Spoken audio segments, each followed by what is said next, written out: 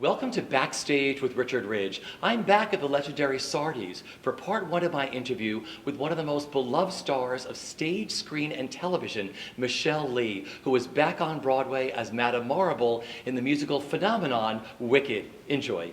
Hi there. Hi. Well, first off, welcome back to Broadway. How does it feel? Amazing. Amazing. I've missed it a lot.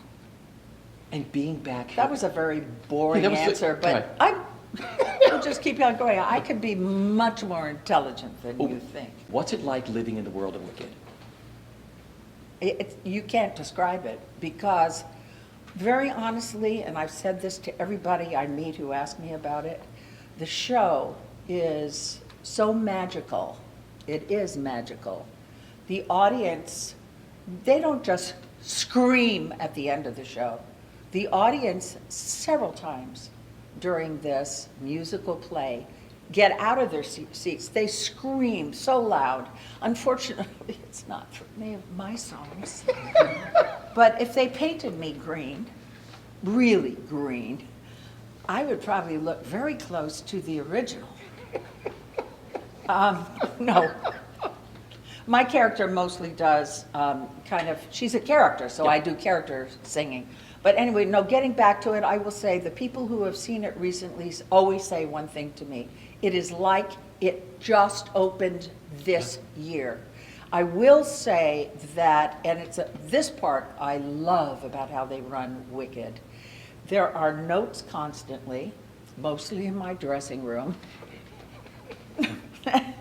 There are musical and dance rehearsals all the time to really keep sharpening, because what people don't realize when you walk into the theater and you see a play that has been on a long time, I don't want to say too long, a long time, for the actor and for the artist, whoever it may be, there becomes a moment in your time there that you start forgetting what made it you and the character from day one. And probably the best thing to say is, it usually takes X amount of months before the actor finds really the character.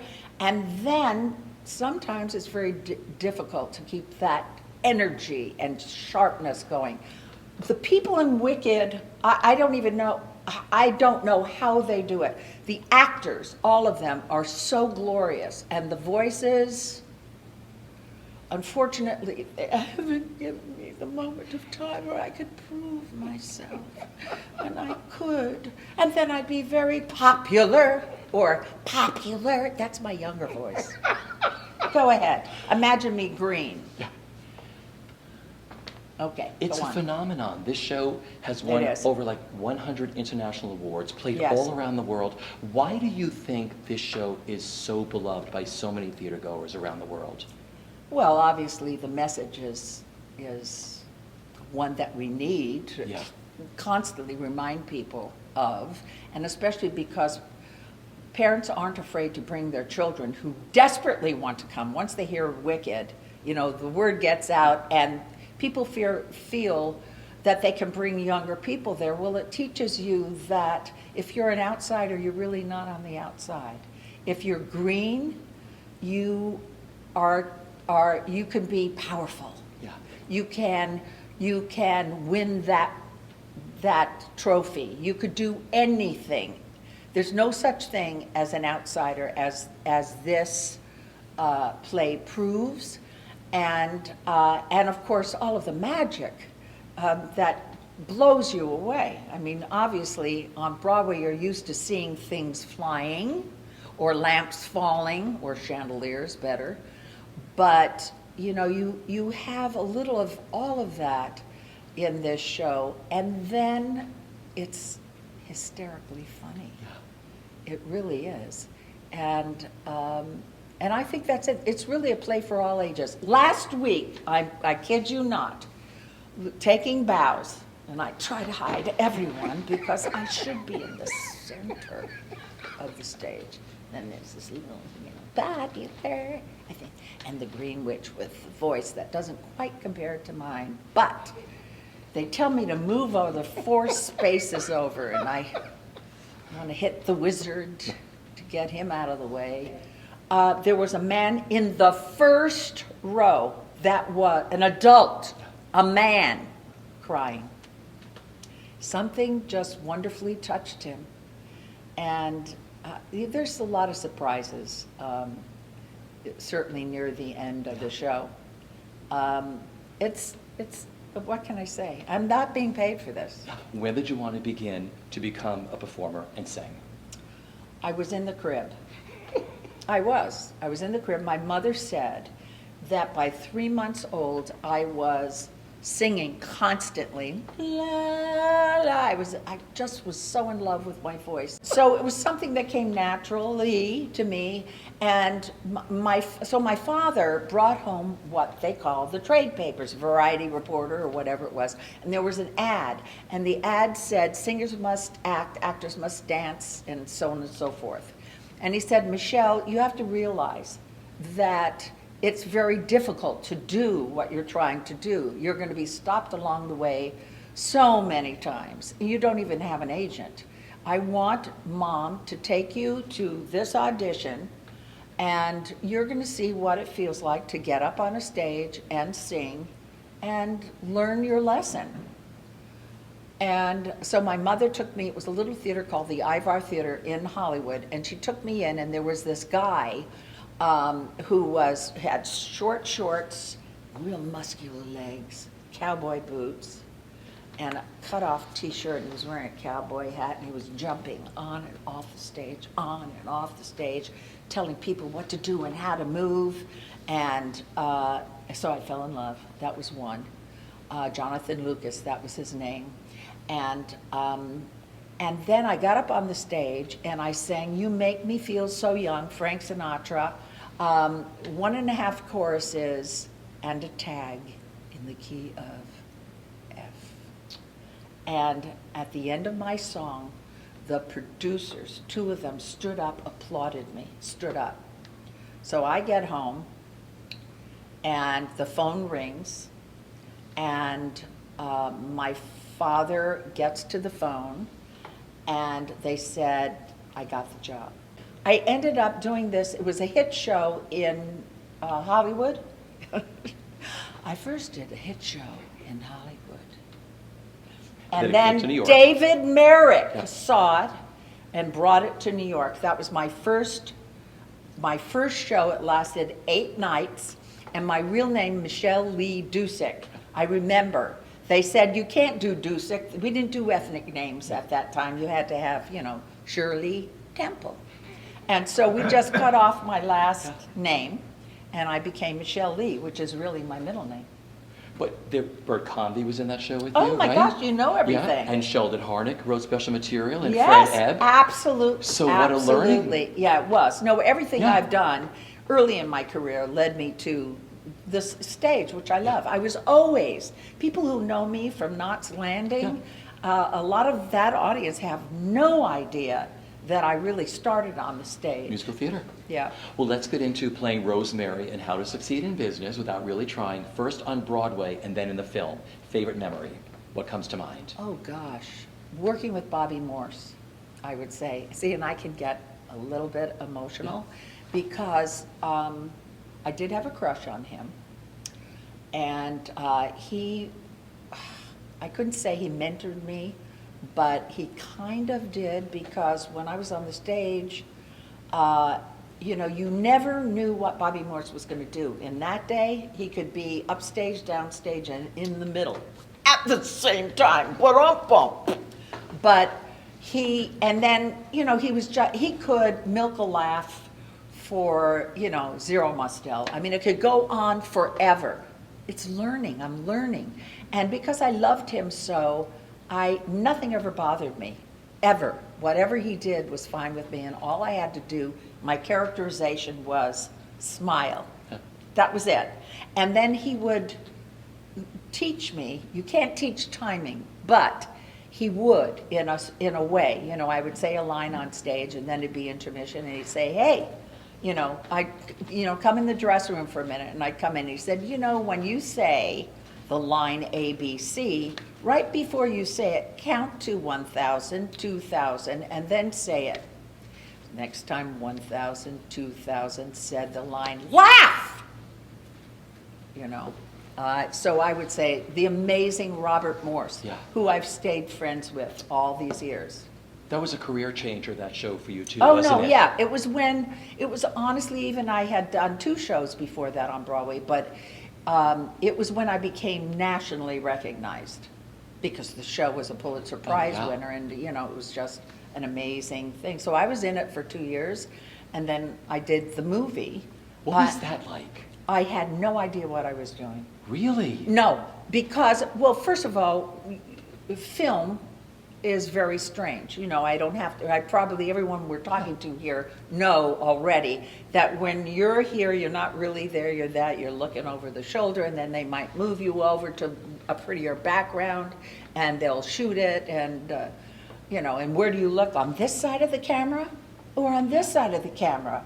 And this person is there, and all of a sudden that person's there. Why is he there? Because he's sitting in a chair in the scene. I had to learn all that. At that time, I was married to Jim Ferrantino, who was a wonderful, wonderful actor and had done a lot of film. So I would come home and say, I don't understand. I have to look to the right or the left. And then they told me I'm looking the wrong way. And I've done this play for 2 years. Who am I sounding like? I'm sounding like somebody I don't know. It'll come to me in a little bit after the next commercial. Okay. I don't know. Oh, I believe in you. I believe in you. And when my faith in my fellow man all but falls apart, I've got to feel your hand grasping mine, and I take heart. I take heart. All right, bravo, Giovanni. Bravo, Giovanni, bravissimo, if you have a minute. It was a learning experience for me because I was learning on the stage. Sure. You know, when I'm telling them like I'm teaching them something. Now, just listen for 1 minute, okay? No, when I started, I was an entertainer. I sang. There was I never thought I would be an actor. I didn't have the ambition to be an actor. I wanted to get out there and be either Judy Garland or Johnny Mathis. So I was really, you know, a stick, basically, walking. Hello. I was watching people and whatever, but it was a wonderful time. Lainey Kazan was in the chorus and had a small role and a large voice. And the men were falling down dead over her. Lainey Kazan is one of my best friends today. Really, dear, dear, incredible friend. And that's it. We lived in the same apartment building, the Whitby Apartments on 45th Street. Yeah, sure. And she had a cat, and whenever she would go out of town, she'd say, please, keep my cat, please. Your next show and your performance in this will go down in the theatrical history books as the best ever one-word seesaw. What comes to mind?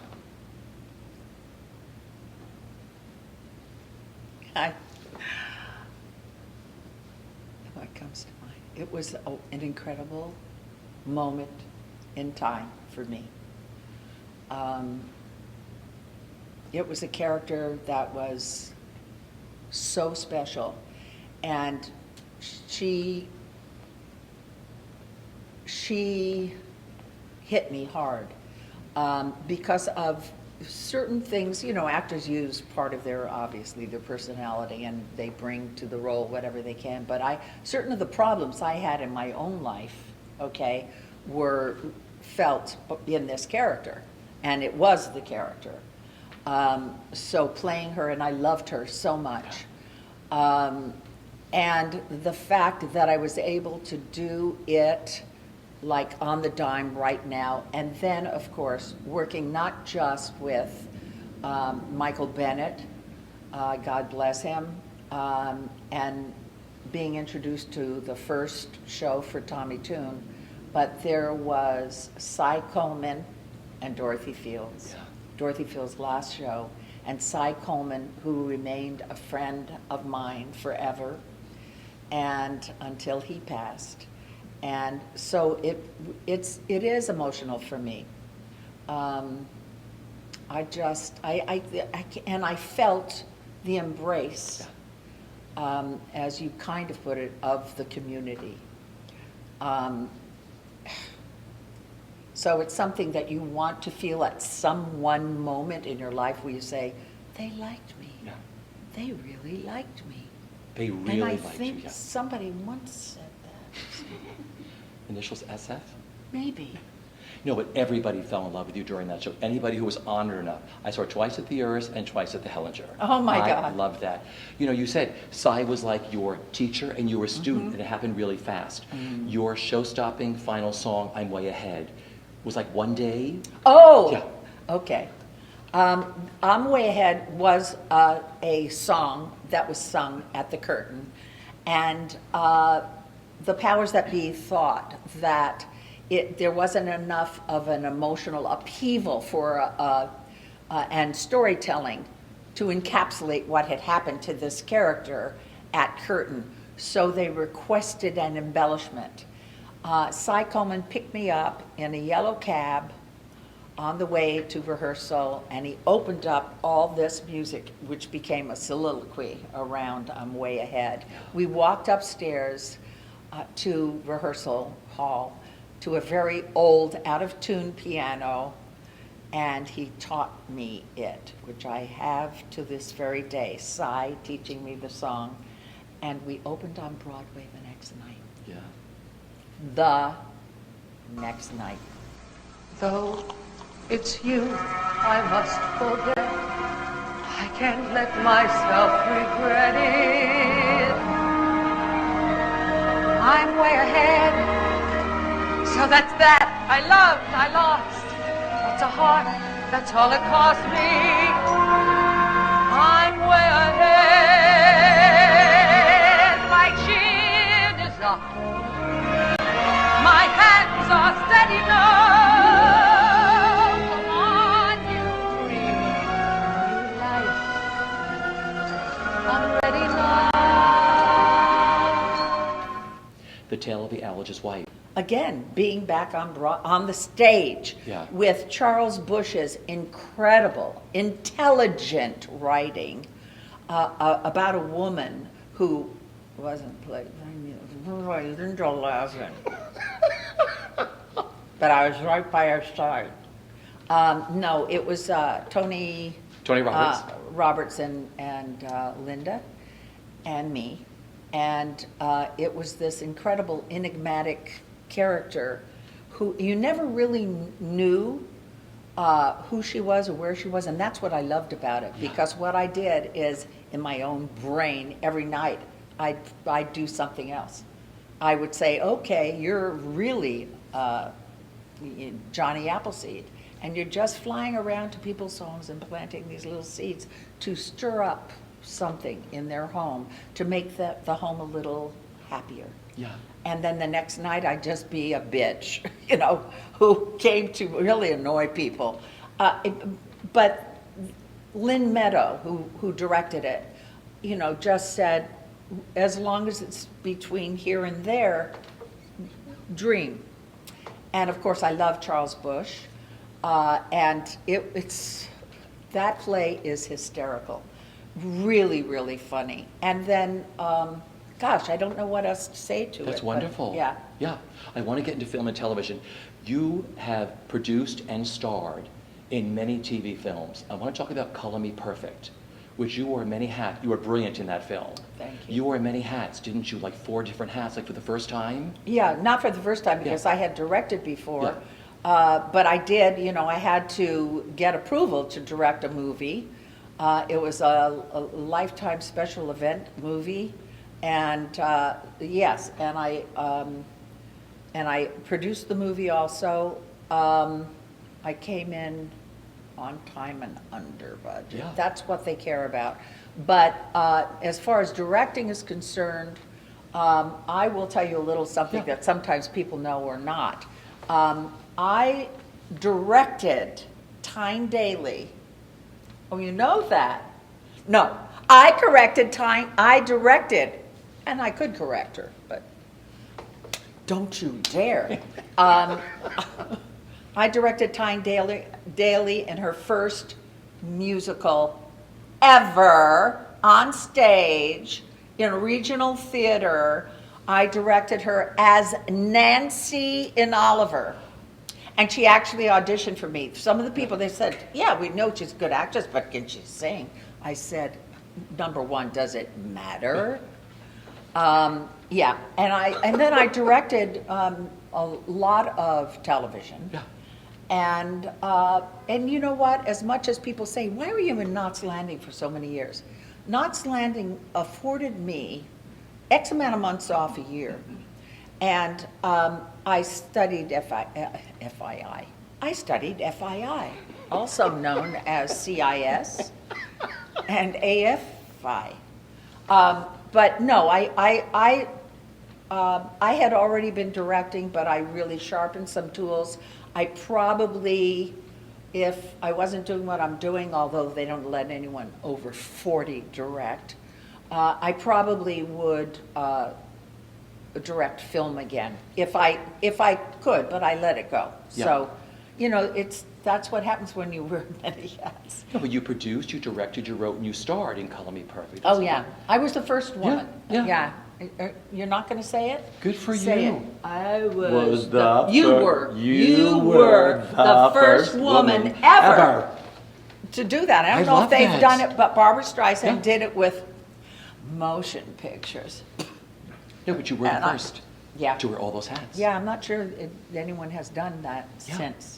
I want to get into Knots Landing because you are known Okay. to millions of fans around the world, and you were in every single episode Yeah. of Knots Landing in its entire 14 years. I mean, that's pretty amazing stuff. Yeah. We could do a whole show on Knots Landing. Okay, cut, print, Memories. memories. Favorite. Like, how'd you get cast? I mean, did you sign in those right? years, Did you sign they right just away? asked, Wow. you know. Yeah. as they did. Did you say wow? Someone over there said wow. Our TV No, audience. I here, mean, yeah. it's like, you know, Yeah. when you're lucky enough to do something Yeah. and make some kind of a statement in the performance, many times we're afforded the opportunity to just pick up the phone and your agent says, do you want to do X, you know? But yeah, no, they did ask me to do it. And again, oh my God, this sounds so sappy again, but I'm still friends with my castmates. Yeah. We see each other. Joan Van Ark wrote me how jealous she was when I got marbleized. But no, they're all friends, great friends. And I stayed very close to my two producers. One who just came to see me in New York, and the other, Michael Feineman, passed Yeah. away. He was one of my best friends. That was some of the best times of your life working on that show, wasn't it? Oh yeah, it was real family. I had my car, I'd put the key in the car, turn the car, back up, and then it would just drive. Yeah. It was so many years, it would just drive. I could turn around and talk to people, it would just know. It had, which is also The Love Bug, which was another. Hit Disney movie, you in a car and Dean Jones. Yeah, And Buddy me in a Hackett. car, Dean Jones. Do they with sell a the- stick shift. Do they sell that too? It hurt. Like you're going to do a film with a car? Did they say When yes? they came to you and you Of said, course, they said, we're Disney. Yeah. And we have this car that talks, doesn't talk, it didn't talk, it shuddered, and it hopped, and it skipped, and it locked its own doors, and it did wheelies and everything, but it didn't talk. and you were like, yes, I want to do this film. I was hesitant. No, of course, yeah. Dean Jones, Buddy Hackett. Yeah, Buddy Hackett. Yeah. Oh my gosh, yeah, really. All right, there is so much more I want to talk to you about, but you have to do a show tonight. I do, I have to get in my makeup. Can we maybe go up to your dressing room and watch you transform into Marvel? Do I have to get dressed in front of you? No, you don't. Okay, let's go. We're going No, up there? absolutely. Perfect. Then tune in for part 2 of my interview with the illustrious Michele Lee, which will be done in her dressing room at Wicked.